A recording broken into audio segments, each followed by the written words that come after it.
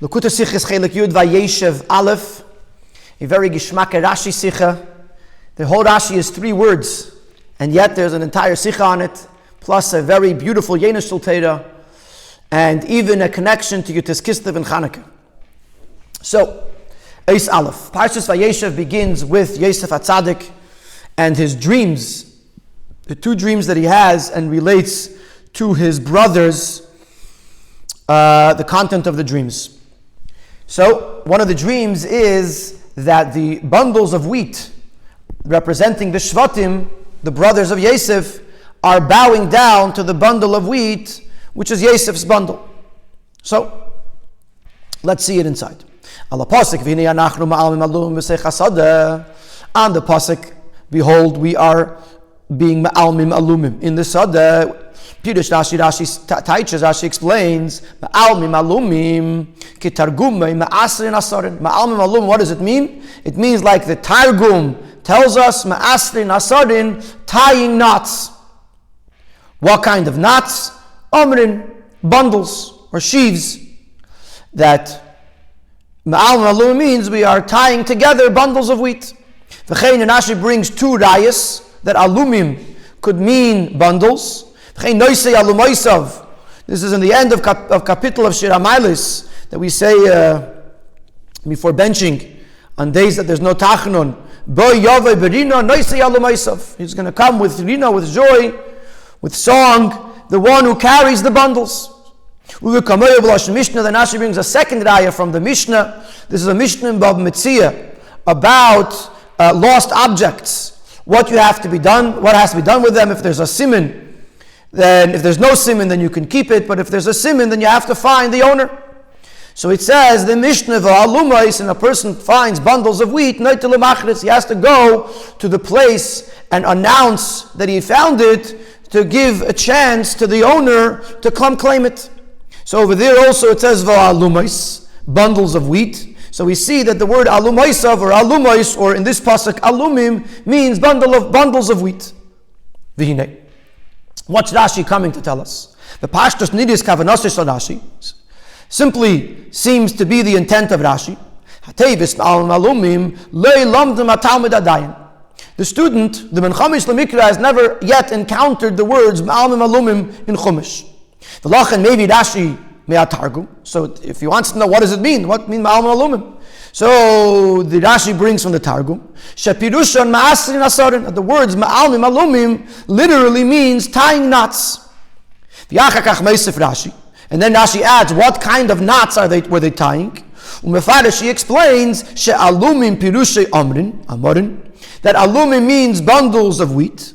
As we see from the rayas, either the word Naisi Alumaisav or Alumais Noite Lumachriz, which are the proofs that Rashi brought from Tehillim and from the Mishnah, that alumim means bundles. V'hainu shema'almim alumim pasuk.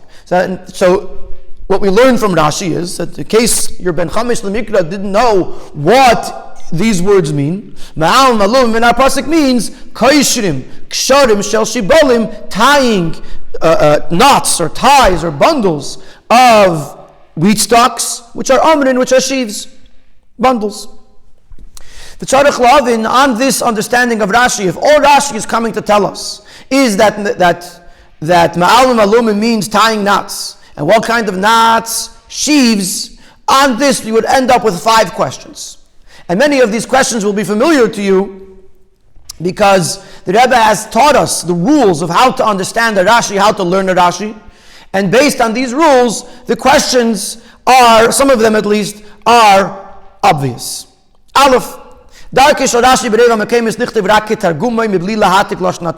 way of Rashi in most places to just write kitargumai, to reference the Targum, the Aramaic translation, without actually quoting the words of the Targum.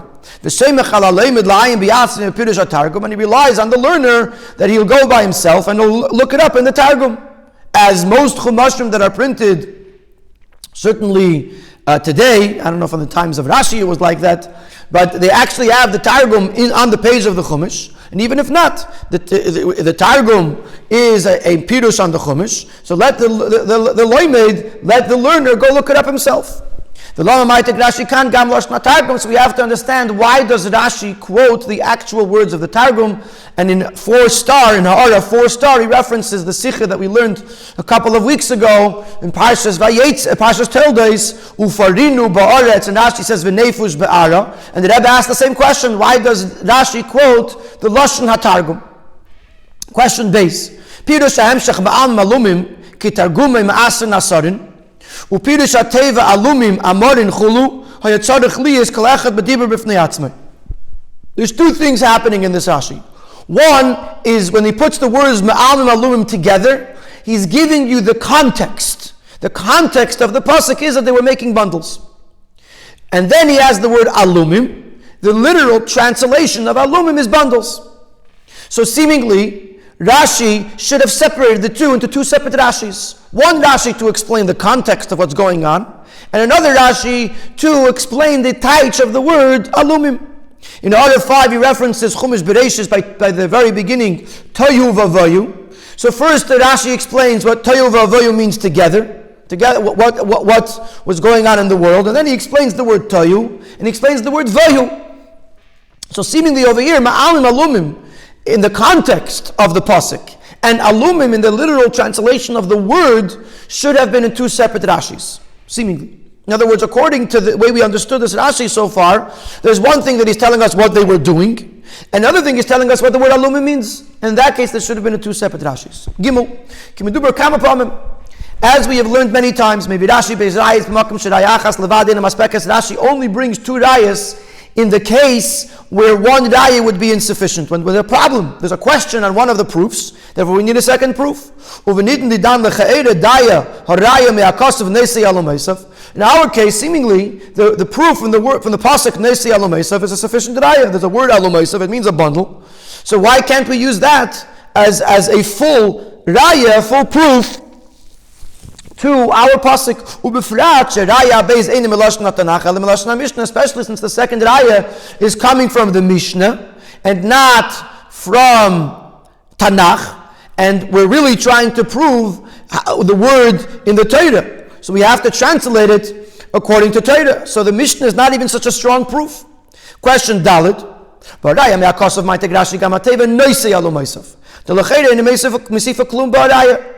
does Rashi have the word noisei? Should have said alumaysav from the Tilim, alumaysav. And even if you're going to say that the word noisei is to reference which pasuk it is, he could have said b'Tehillim. There's not many times, maybe I think only once, this is where it uses the word alumaysav in Tehillim. So who needs the word noisei? And hey, the fifth question, the same question, Dalid, we're going to ask a question, hey, on the raya from the Mishnah. Why include the words Neitel Umachris?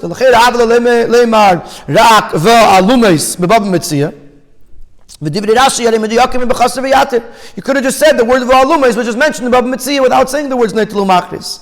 And the words of Rashi are precise. There's not an extra letter, and there's not a missing letter. So if Rashi is bringing an extra word, if that word's either Noisei Alumaisav or Neitel Umachris, there must be a lesson, or it must be part of the raya, and the question is, how is that? What is the addition of these words, noisei or neitel umachris? So we have 5 questions. Number 1, why does Rashi quote the Targum? Number 2, why does he have ma'almim alumim and amorim in the same Rashi, not in two separate Rashis? Why do we need 2 rayas? And why do we have to mention the word noisei and the word neitel umachris and not just say the word alumaisav or v'ha alumais? Rabbi is going to answer the question. There's one nikuda over here that leads to the whole answer, and that is that Rashi needs for alumim to mean wheat, because Rashi wants the cholim, the dream, and the explanation of the dream to be consistent. And the wheat is what connects the dream of Yosef and the outcome of the dream much later on when the brothers actually bow down to Yosef. So he says like this, Rashi's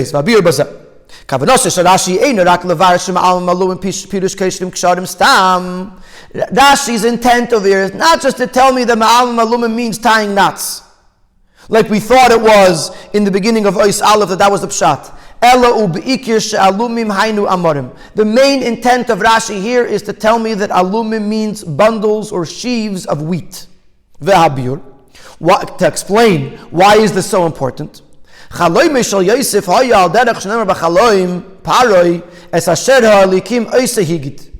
The Chalem of Yosef, the dream of Yosef, was just like it said about Paroi. Like Yosef himself said later on to Paroi, that which Hashem is about to do, He is notifying you via the dream. Divrei asides and nevuah amitis. The dream is words of prophecy and telling the future.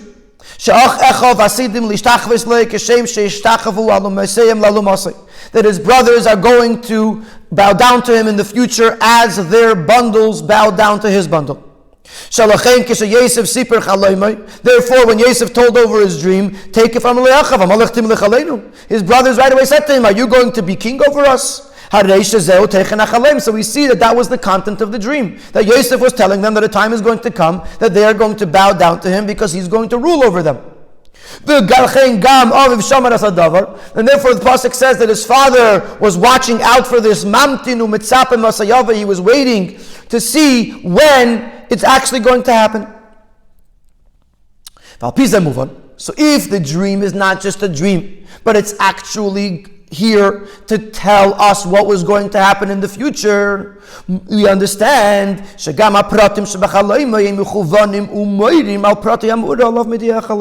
the details in the dream have to be consistent with the details of the event that the dream is telling us about. And therefore Rashi tells us that alumim means bundles of wheat. Meaning to tell us that also the detail that it was bundles of wheat is important. Mechuvan means to say that it is consistent. And follows the actual event that actually happened. In other words, Rashi wants to tell us that alumim doesn't just mean bundles. Alumim doesn't just mean knots. Alumim means specifically bundles of wheat.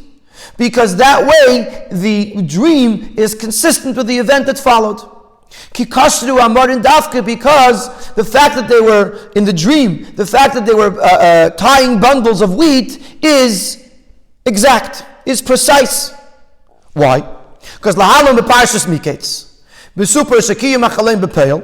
Parashas Miketz tells us that how was the dream fulfilled? Because there was a famine in Eretz Canaan. And the brothers of Yosef descended to Mitzrayim to collect grain. And since Yosef was the ruler, Hamashbir Bor, that was providing the wheat or the grain, from the bundles of wheat from the sheaves of Egypt. So the brothers came to Yosef, they bowed to him, and they purchased the tvuah, the grain, from him.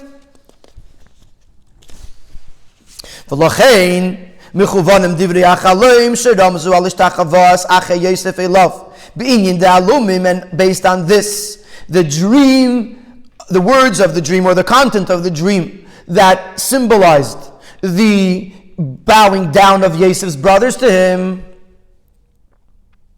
it's mechuvan, it's consistent, it works together. The fact that it was specifically grains of wheat, that Yosef's bundle of wheat stood up to the brothers, and the brothers' bundles bow down to his bundle. Because since in real life, in the actual story, it was the wheat, it was the grain that brought them to Yosef. And that's why they bowed down to Yosef, because they wanted grain from him. The same thing as in the dream. The bowing down came while or because they were bundling wheat. So it comes out that to Rashi, it's very important that we know that the alumim is wheat. It's bundles of wheat, because that's how the dream and the story that it represents are consistent with each other. Now that we have this new understanding, that Rashi's ultimate goal is to make the dream and the following event consistent. And therefore we must be talking about wheat. Pisa Yizboer, Masharaksh, Imaktim Lefalesh Atevis, Ma'alim Malum Kitargume, that Rashi begins. He begins the Rashi with explaining Ma'alim Malumim as the Targum Umaitik Pirusha Targum Asan Asarin, and also why he quotes the actual words of the Targum that Ma'asan Asarin, they were tying knots. Why? In other words, why does Rashi have to explain it, and why does Rashi have to quote the Targum? Ma'alim Malumim explains the words Ma'alim Malumim Tirgein Betargum Yerushalmi Mekarchin Krichan. In other words, in the Chumash, at least the Chumash that we have printed, we have Targum Onkelos. But it's not the only Targum, it's not the only translation into Aramaic. There's another translation into Aramaic called Targum Yerushalmi. And the Targum Yerushalmi translates Ma'alim Malumim Mekarchin Krichan. What does mean Mekarchin Krichan? It's just a Sevel-based Pirushim. Mekarchin Krichan could mean two things. It consists of two different ways of understanding it. Aleph Kshira. One, that it means tying, just like Ma'asin and Asarin. That it means he was tying them. Or Kricha. It could also mean wrapping. Wrapping something like a kairich sandwich where you wrap the Pesach Matzah Maror together. V'hinei. L'pirish Rashi she'aksharim krichon hayu shel shibolim. According to Rashi, that the ksharim, the knots that were being made here were grains of wheat, which according to the Targum Yerushalmi is krichon, but Rashi holds that it's wheat. Move on, shapirish ma'almim, hainu koishrim, shari bishvil b'shibolim leishayich kol kach kricha, kim kshira, shlo yispazir b'ruach v'kadema. You don't do wrapping when it comes to bundles of wheat. There's no stalks of wheat are just these skinny little things that you can't wrap them to each other. What do you do to them? You tie them together so that they shouldn't blow away in the wind. So if Rashi holds that the brothers were bundling wheat, then it must be tying and not wrapping. And that's why Rashi quotes the Targum Unkelos Ma'asin Asarin lahadgish to emphasize that over here it doesn't mean wrapping, it means tying. And because it means tying, it could mean bundles of wheat. But if Rashi would have just written the Kitargumai, which would include also Targum Yerushalmi, then one might have made the mistake, as mentioned earlier. You would think that Ma'al Malum means they were wrapping things together. And then it would be hard to explain that it's talking about wheat. Since, like we just explained in the previous ois, that according to Pshut Shal Mikra, this must be talking about bundles of wheat. Because only if it means wheat does this detail of the dream fit with the details of the events that came later. And therefore Rashi specifies and prefaces to explain that the words Ma'al Malumim kepirish atargum unkelus, Ma'as nasarin dafke, like the unkelus is pshat, that it means tying knots. So now it makes a lot of sense. Rashi must stick with the idea of tying, and therefore he introduces Targum Unkelus to tell me that it means Ma'as nasarin and not Mekarchen Krichan. Uliidach, conversely, Mikivan shemasha machriach es Rashi defarish tevis eluka Targum Unkelus dafke hu had alumim hainu amrim. And so he uses the Targum Unkelus because that's how he can get amrin alumim to mean wheat. And since he's using the Targum Unkelus to get to there, therefore he includes the Targum Unkelus in the same Rashi. If you remember, our second question was, why are there two separate Rashis if one is the context and one is a taich of the word? But over here, the taich of the word is dependent on the context. Because he wants it to be wheat, therefore he needs Targum Unkelus, and not Targum Yerushalmi, and because he has the Targum Unkelus, therefore it could mean wheat. And therefore, Bikivan, I'll say it again, Bikivan Shemash Machriach es Rashi lefarash tevis eluka Targum Unkelus dafke hu had alumim hainu amrin. The fact, what compels Rashi to say, to teach these words like the Targum Unkelus specifically and not the Targum Yerushalmi, is because he wants the alumim to mean bundles of wheat. Therefore, they come in the same Rashi because they are dependent on each other. Even though generally context and word taichin would be kept separately, but over here the word taich is based on the context. And the context, the way we taich the context is because of the word taich that we're leading to. Therefore, Rashi places them in the same dibur hamaschil. So we've answered our first two questions. We know what's bothering Rashi. We know what Rashi is trying to accomplish. And Rashi tried to accomplish that alumim means bundles of wheat, amorin, which means bundles of wheat, because he wants it to be consistent with the story that actually happened. And Rashi puts it into the same dibur, puts the two things in the same dibur hamaschil because they are interconnected. What compels Rashi to use the Targum Onkelos is the fact that alumim means amrin. However, we see that Rashi brings two rayas to this because there still remain some questions that need to be answered, that will be answered based on the rayas, the proofs that Rashi brings in his Pirush. We still have to understand. From the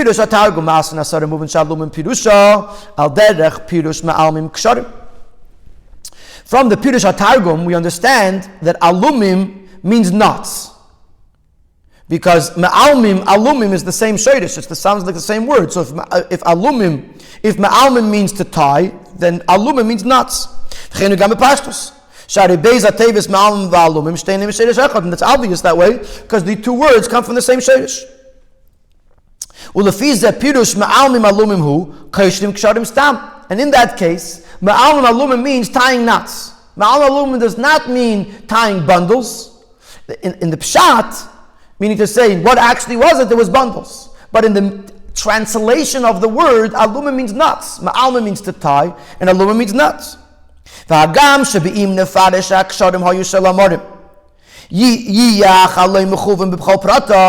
And even though we want to say that it means bundles of wheat, because that way the dream will be consistent with all of its details, but there's no remez in the fact that alumim means bundles of wheat.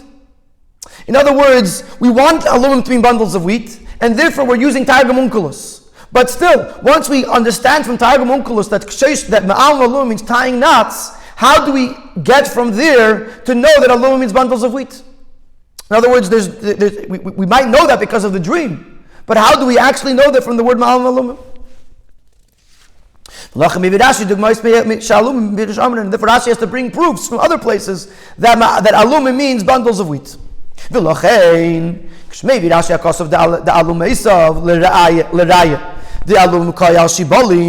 that is why when Rashi brings the pasuk Noisei Alum Eisav to bring a proof that alum means bundles, Mighty Gama Teva, the Noisei Alum Eisav also includes the word Noisei. From the word Noisei, that's how we know that aluma means a bundle of wheat. You can't say he's carrying knots. Carrying sounds like you got to pick it up, you got to hold it, you got to carry it on your shoulder, however you carry it. To carry a knot, there's nothing to carry. You can hold it, you can make it, but you can't really carry a knot. So from the fact that the pasuk says Noisei Alum Eisav, you're carrying something, this is how Rashi proves to you that there's something here more than a knot. What is it? A bundle of wheat. However, but Rashi does not suffice for this example. Over there in Tehillim, you could explain, if not smoothly, but at least you could explain that alumais means nuts. And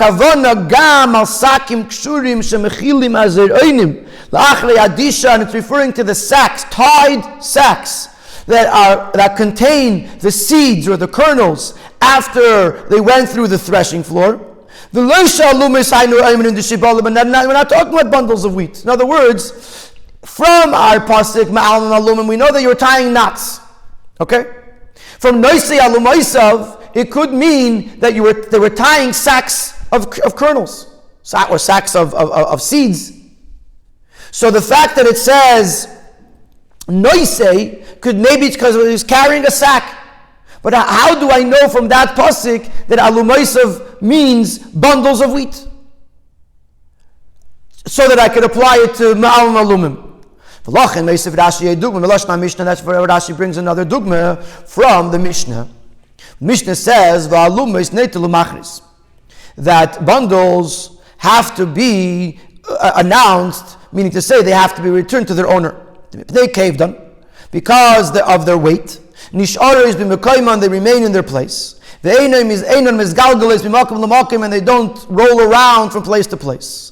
Umikiv and the makim have a simon, and since makim is a simon, the Gemara over there is discussing whether the location of the lost object is considered a simon. Can you say I left it in this place, and that is a sufficient simon, even though it's not a simon on the actual object?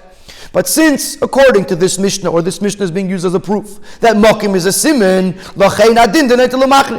therefore the din is that you have to return it to the owner and announce it until you can find the owner.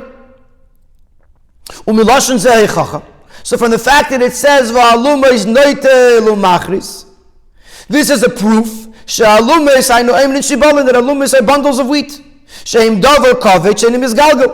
which is a very heavy thing that doesn't roll around. And in order 23 star, he points out that if he was talking about a sack of wheat, sack of seeds, then you wouldn't need makim have a siman. It wouldn't be a raya that makim is a siman, because on a sack, there's the color of the sack, there's the size of the sack, there is how the sack was knotted, the knot that was on the sack. So if it was a sack of wheat of kernels, then it wouldn't apply to makim have a siman. Why are we using it as makim have a siman? As to bring a proof that the place is a siman, because we're talking about a big bundle, that does not roll around. And since this is Lashna Mishnah, like Rashi says, halachas psukis, the Mishnah is definitive rulings. Certainly, when teaching these halachas, the Tana is careful to teach in a very clear style. Because in Teresh Rabbi in the Mishnah and beyond, the halacha is much more explicit and clear than it is in Teresh Biksav.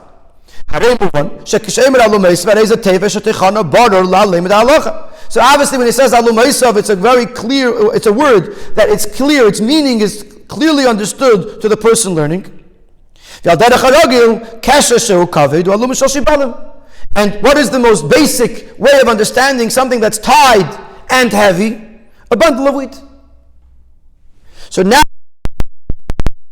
second ayah, in the pasuk Neisei Alamaisa, we could have said that it means a sack. But in the pasuk in the Mishnah in Bab Mitzia, where he's talking about Makim Havasimin, and he uses the word v'aluma isneitul machris, that you have to return it because it didn't move around. Obviously, it's a heavy bundle, not stam, a few little things. It's obviously a heavy bundle, which is omnin. So if the Rashi, if the pasuk in Tehillim is not enough, you have a Mishnah, and Mishnah always speaks very, very clear because it's a halacha. When it comes to a ruling, you have to speak directly and clearly, and in a way that's understood to the learner. So if he uses the word alamaisav, clearly it means a bundle of wheat. So that answers our questions why he says noisei alamaisav, because he wants to tell us that it's something that you're carrying. Why he says noitel umachris, because it's from the fact that you're noitel umachris, and the fact that it is something that you need to give back to its owner. Because makim havasimin is how you know that you're talking about something that's heavy, that's going to stay in its place. That's how you know that alumais means a bundle of wheat. The last question that we didn't answer yet, which was the question Gimel in the first ois, is why are there two pirushim? Why does Rashi bring two? Even though in a certain sense the Mishnah is a better ayah because it's much clearer, you can't really learn it in any other way other than bundle of wheat. And alumaisav in the pasuk you could have learned it in two ways. Nevertheless, Rashi does not suffice with the Mishnah. Because someone might come and say that the lashon of Torah is different than lashon Chachamim, and the way the Chachamim spoke was not exactly a proof to the words of Torah. Therefore, you need to have a raya from Neisei Alamaisa. On the contrary, Mishamu Ikar raya, that's the main raya. The primary raya is from the pasuk, because that's the same lashon of Torah. Therefore, it comes first. But in case you're going to ask on Neisei Alamaisa that maybe it means a sak mali zirainim, a sack of seeds, he says, don't worry, I have a Mishnah as a secondary raya that Alumaisav means bundles, sheaves of wheat. And with this we understand our Rashi. We understand why Rashi teaches this, because he wants to tell us that it means wheat, because he wants the dream to be consistent with the events that follow the dream or that are represented in the dream. And why Rashi brings them in the same Rashi, because the understanding of the context and the understanding of the word are dependent one on another. Why Rashi brings the rayas, because Rashi wants to tell you it's not just mekishrim ksharim, you're tying a knot, but what kind of knot you're tying. It has to tell us that it's wheat. And the raya that it's wheat is either from Lashon of Tehillim Noisei Alumaisav, and the fact that you're carrying it tells me that it's not just a knot, but it's something more than that. And then there's a Mishnah, it's a secondary raya that you have to announce and return the bundles, because the place where you find them is a siman, because they're heavy and tied, and they won't move from place to place, and therefore the mokim, the place where they were found, is a siman, and therefore it could be used to return it to the owner. With this, we're going to go to Yeina Shal Teira. The Yeina Shal Teira is very gishmak, because it's not just a general Hira, but it's going to go through some of the details of the Rashi and of the Pasuk and use them as to build up the full lesson that we could take from this Rashi. Yeina Shal Teira Pirish Rashi. Before it's explained in Tereir in our parsha, Sha'aveda dem alma maluma beruchni is he, that the aveda of ma'al maluma of making these bundles of wheat in ruchnius on a spiritual level, he birur hanitzutzin shenaflu b'chinas pirud b'sfiras hakelim, is to be mevarer, to elevate the nitzutzin, the sparks. Chassidus explains that the world that we are in is called the Olam HaTikun, the rectified world. Before Olam HaTikun, there was Olam HaToyu, the world of, literally Toyu would mean chaos, or of non-rectification.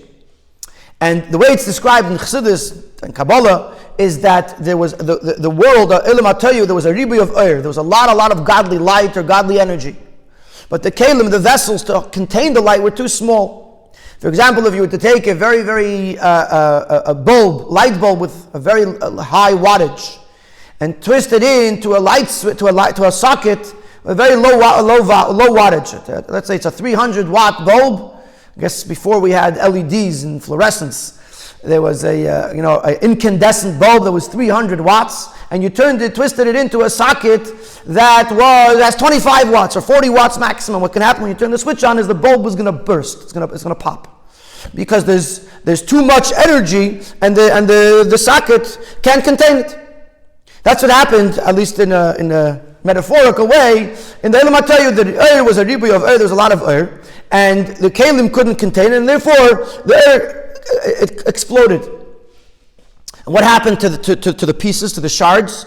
They came down into this world. Each of these pieces, which are called the nitzutzis, the sparks of Kedusha, contain a very great amount of godly light, godly energy.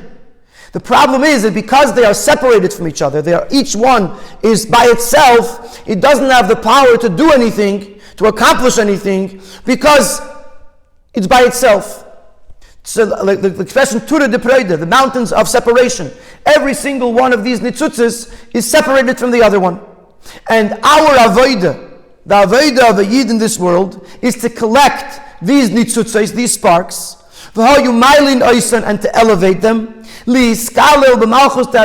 be reunited with Malchus D'Atzilus. Malchus D'Atzilus is the lowest level of Atzilus, which is the mocker of Biyah, and of all of the Elam is the worlds that we are in. By bringing them all back to Malchus D'Atzilus, then they become unified as one. Because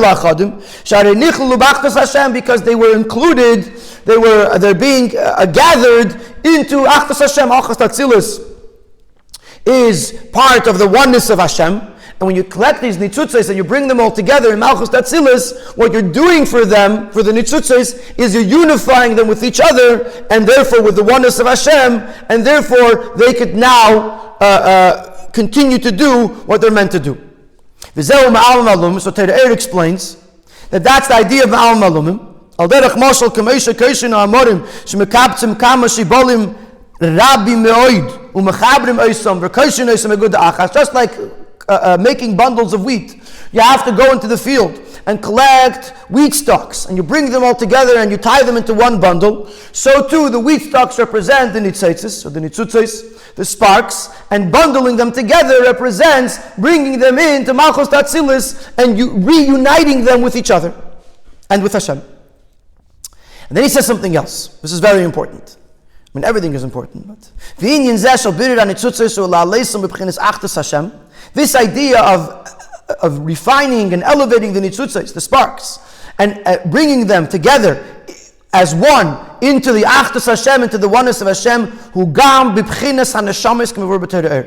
Torah says that this falling out, so to speak, the Shviras HaKelim, the breaking of the vessels that occurred in Elam HaTayu, it affected not just the nitzutzos, it affected neshamas, it affected malachim, and here he's focusing on the neshamas. That there are neshamas, there are people that have to be found and collected and brought back and elevated to Malchus Tatzilis. So it's not just about collecting, he's going to elaborate in a moment, but it's not just about collecting sparks through doing mitzvahs and so on and so forth, it's also about collecting people. And those neshamas that are struggling because they are from Elam HaTayu, and they're lost, so to speak, or they're alone in this world, they have to be brought back in as well. So, number one, to understand the Yenus Shal of this Rashi, we have to understand that the Aveda of Ma'al Malum for us today is to collect the nitzutzes of Kedusha that are dispersed throughout Elam Hazeh, the world that we live in, and to be ma'ila them to Kedusha, and to reunite them with Achdus Hashem. V'hinei. Where do we do this? Where do we accomplish this? Where do we find these nitzutzes? Ma'al malum kipshute nase basada. Ma'al malum, where do you collect the bundles of wheat? In the field. Utzlichim lazeh his askus miyuchedes, and you need to have a special focus. Lot say special involvement. Lot say to go out into the field. Mekayim hashibolim amufuzare is the place where the wheat stalks are spread out. Ulisasek bikshirosn, and get involved into tying them and binding them together. And this is a lesson to us in our Aveda Sabirudim, our Aveda of being mevarer the world, of cleansing and refining and elevating the world. In addition to the person's Aveda, to collect all the sparks that are dispersed within him, and to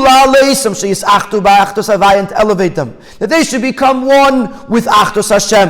So this is through Teiro mitzvahs. When a person does a mitzvah and he uses a davar gashmi, tzitzis mitzemer gashmi, tefillah miklav gashmi, wool, physical wool or physical skins, he's taking the sparks that are in those physical items, objects, and he's elevating them to Kedusha. So in addition to elevating the nitzutzes, that are the sparks that are spread out by the person, a person has to go out of his comfort zone, of his dwelling place, into the field, and get involved over there in the field, in the Aveda of collecting bundles, to collect the sparks that are spread out in the world. In other words, not just you have to, in my own chelki, my own portion of the world, in my own home, in my own life, do I have to collect the nitzutzes and bring them back to Achdus Hashem. I have to go outside of my house. I have to go into the sun, into the field, and collect nitzutzes there. And this means to get involved with helping another Yid. To go out of his own daladamis, out of his own literally 4 cubits, but out of his own space. To those that are still in chutza, in the outside world, to help them do tshuva, to bring them back with tshuva, to bring them closer to the Aveda of Hashem, to serving Hashem and to the Eibusher's Torah,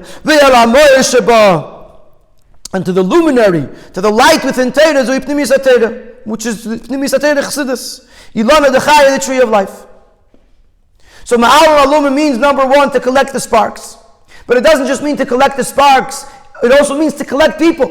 that those people that are still in the chutzah, that they have not yet been drawn in to the world, to the Eibishter and to his Torah and to Chassidus, then that's the job of Ma'alim Alumim. Go out and bring them and bring back the Yidden to the Eibishter. And this is why, or this is what, the custom of the Rabbi to send shluchim to various places, even places that are very distant in the world. And in Ayah 36, he references the Sikha of last week, Vayishlach Yud-Tes Kislev, that the Rachik is only begashmi, the distance is physical, but spiritually the shluchim are connected to the Mishaleach, and they know that even when they're in the chutzah, they're only there to fulfill the mission of the Mishaleach. And therefore everything that they do and everything that they're involved in keeps them connected to the Mishaleach. So the Rabbeim would send out the shluchim lekabitz and nitzutzis and mefuzarim sham to collect the sparks that are dispersed over there, and to spread and to reveal over there the well springs of Chassidus. So that's the idea of Ma'alim Alumim. Now comes the Rashi. Where is the Yena Shel Torah? Rashi explains, Ma'alim Alumim kitargumim ma'asin asarin. Now this is like the Targum says, you're tying knots. Umelamdeinu, and Rashi teaches us the Aveda bebidur v'alos anitzutzes. This Aveda of refining and elevating these sparks, tzricha liyez be'efin shel ma'asin asarin, has to be in a way of tying knots. La'aleisan, to elevate them. Sheyiyu mekushadim l'mekaydim, that they should be bound, connected to their source. Leidak be'efin shel kricha, not just as a wrap that you can put something around, but it's not tight and it could fall apart. Ki bekesha shel kayama, but it should be a permanent knot. In Order 38, he points out from the Likutei Levi Yitzchak, from the Rebbe's father, that the words Ma'almim Alumim, it comes from the words Alim, which means strong. You know, there's an expression called the Alim Gvar. Whoever is stronger will win, will be victorious. Alim means strong. Alumim means a knot that's a very strong knot. So it's not enough to have a wrap, or it has to be a permanent knot. That his effect on the other person should be in a way that he should become connected. That he should be bound to the serving Hashem with strength and a strong bond. The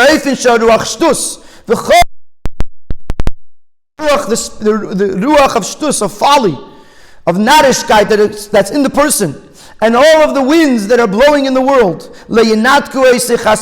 should not disconnect him or disengage him from the way of Torah. In other words, when you have the effect on a Yid, that you want to be mekadev him to Yiddishkeit, or to the Eibishter, it has to be ma'asin asarin. It has to be a knot, a bond, something that is tight, that nothing can break it.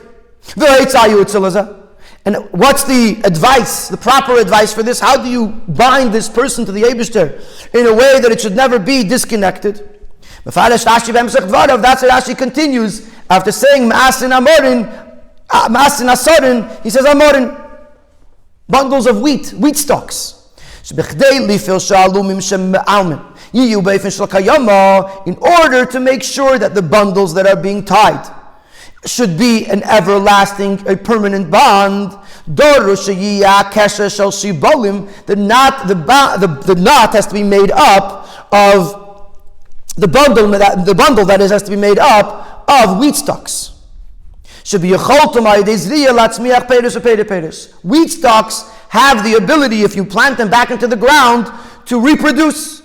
If you remember, there was a svara, which is why Rashi had to bring the Mishnah, the raya from the Mishnah, and didn't suffice for the Mishnah with the raya from Nosei Alumaysav, because maybe it means a sack of seeds. So he says it can't mean a sack of seeds, because a sack of seeds is already after it was threshed, and it's ready to go into the grinder, and if you put it into the ground, nothing's going to happen. But shibolin, wheat stalks, could still reproduce. So if you want to teach someone, you want to be mekadev someone in a way that it should be a kesher shel kayama, you have to give him the power to reproduce.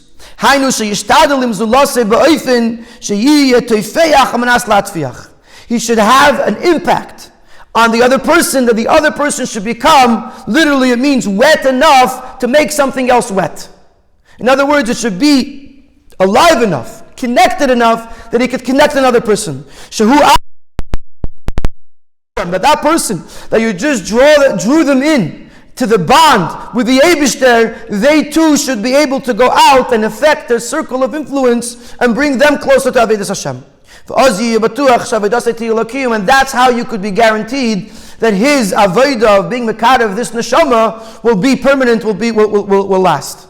Because you gave him or her the power to reproduce, spiritually speaking. Ulachri kolzeh, Messiah ba pasuk, and then the pasuk ends. So we've learned so far that Ma'al Malum means birur. Birur means into the world and into people. You have to be mekadev the people that are in the chutzah. And how do you do that? By Ma'al Malumim, by giving them a kesher, an everlasting, permanent bond. And how do you make sure that the bond is permanent? By giving them enough that they could have an effect on someone else. And once they could affect someone else, this means that it's strong enough by them that it's forever. But there's one more prat in the pasuk.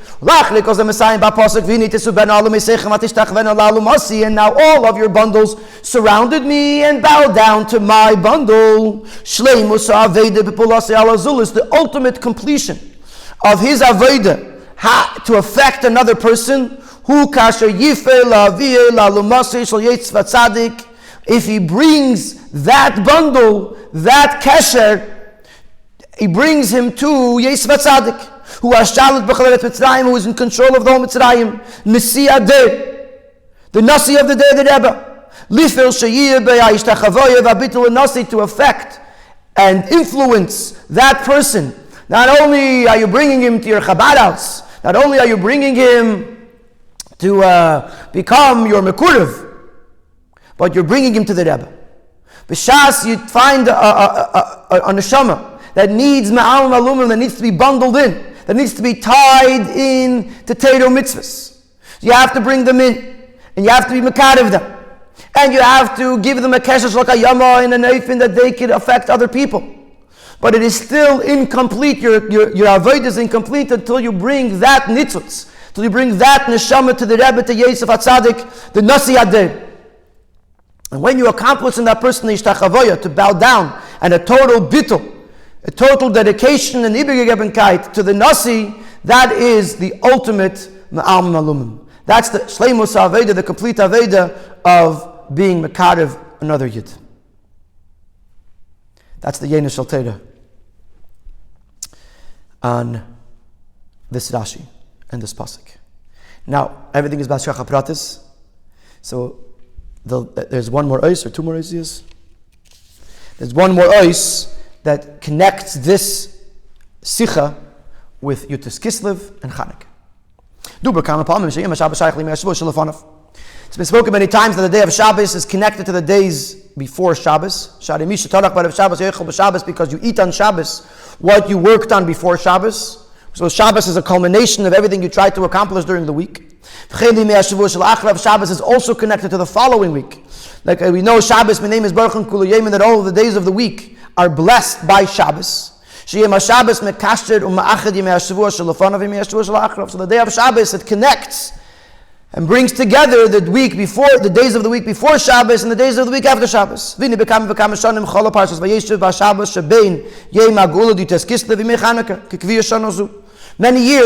Parshas Vayeshev, Shabbos Vayeshev, comes out on the Shabbos between Yud-Tes Kislev and Chanukah, as it was in the year that this Sikha was published for the first time, which was Tavshin Lamed Daled, 1973.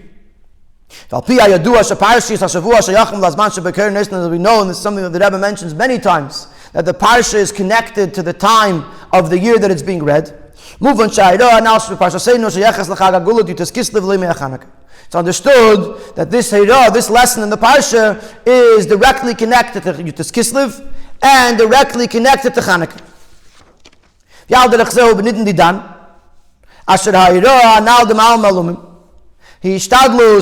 לקבץ הניצוצס המפוזרים בחוצה של כל אחד ואחד ובפרט ההשתדלוס עם החוצה כפשוטי להחזירם בתשובה. So to understand that this lesson that we're learning from Ma'al Malumim, the effort that must be made to collect the nitzutzos that are spread out in the chutzah, especially to get involved in the chutzah and bring them back to the Eibishter with tshuva.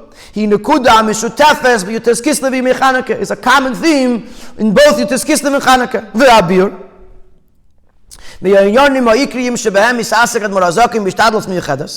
One of the primary things that the Alter Rebbe was involved in with a very extra special effort was making Balei Tshuva.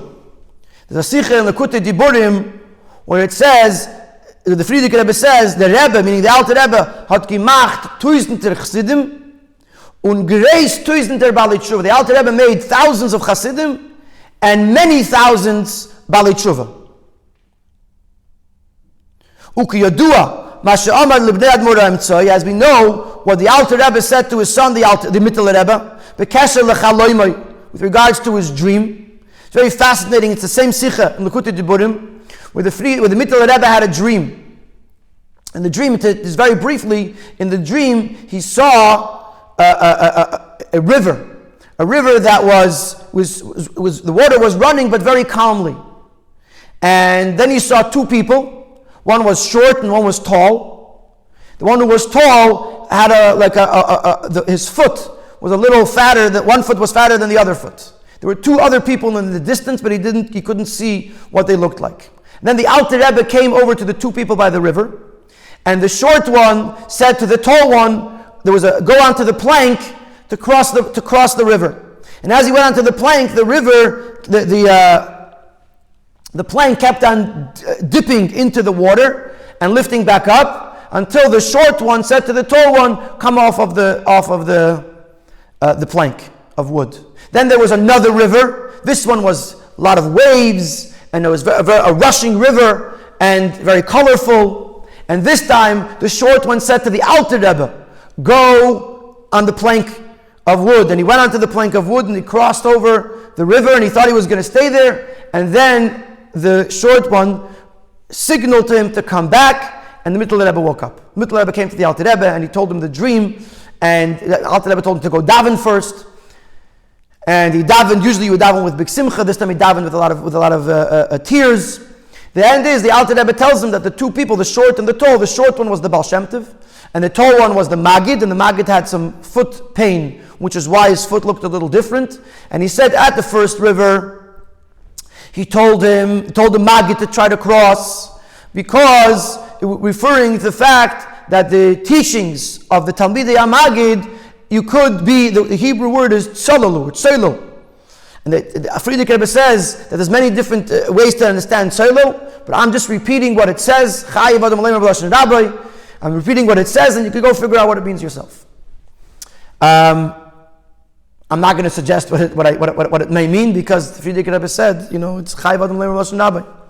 In the second river that they went, the Alter Rebbe, the Baal Shem Tov told the Alter Rebbe, you go over the plank, because the waves, the water, are the tears of tshuva that the Alter Rebbe accomplished by the Balei Tshuva.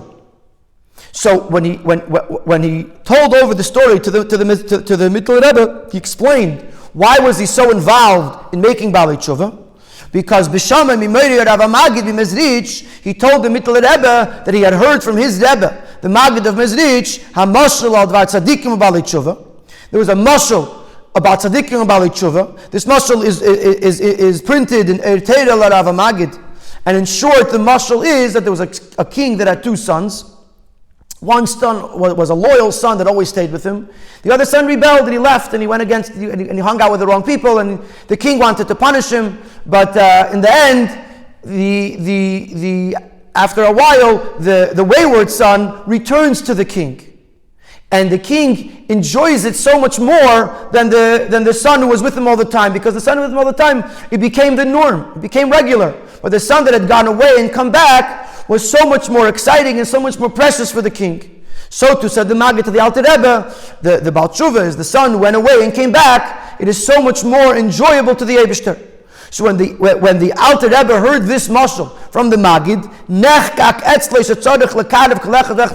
it became engraved by him that you have to go and be mekarev every yid. V'hei shanim For 5 years he traveled from place to place. Some was known about and some was not known about.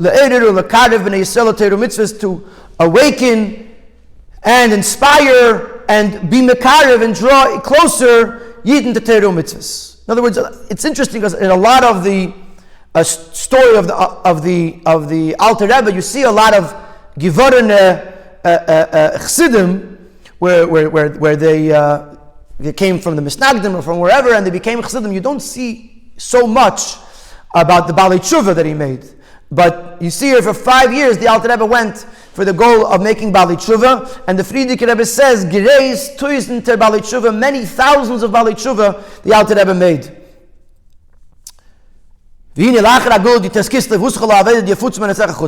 the Gula of Yud-Tes Kislev began the Aveda of spreading the well springs into the outside world, which first became possible after the go-ahead, after the green light was given to the Alter Rebbe after Peterburg. To affect the outside world in a manner of Yafutsu, that the well springs are spreading out in an incredible expansion and spreading out. Move on. Now the this Seder, they have to go into the Sada, into the Chutza, and collect the bundles and bring them back to the Eibishter. After Yud-Tes Kislev, it becomes so much more important and so much more possible. The Alderich say Yara, the Neres Chanukah, and the same Yara, we have Neres Chanukah. Before Chassidus tells us, the reason why the mitzvah about Neres Chanukah is to put it by the doorway on the outside, because the function of the Neres, the purpose of the Chanukah candles, is to illuminate and to elevate the outside, the darkness, the Rishus Rabbim, which refers to the public domain, a domain that doesn't yet recognize the Eibishter's dominion. Gimel Klippos Atmeis, V'Tura Depreda, which are also known as the Gimel Klippos Atmeis, or the mountains of separation, those that are separated from the Eibishter. Bidur HaNitzutzos the Gimel Klippos Atmeis, which is the Aveda of being Mevayer, the Nitzutzos of Gimel Klippos Atmeis, of the worst Klippos. Shezui Aveda the Tshuva, just Aveda of Tshuva. So just like after Yud-Tes Kislev becomes Yafutzum and Eser Chutza, that we go out into the Chutza to bring the Mayanis. So to Chanukah, Pesach Beisim Chutz, we go out into the Chutz and we bring the air of the Menorah to the outside world to illuminate the world. And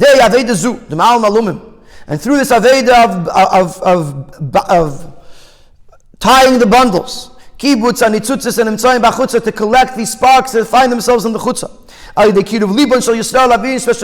By bringing closer the heart of the Yid to our Father in heaven.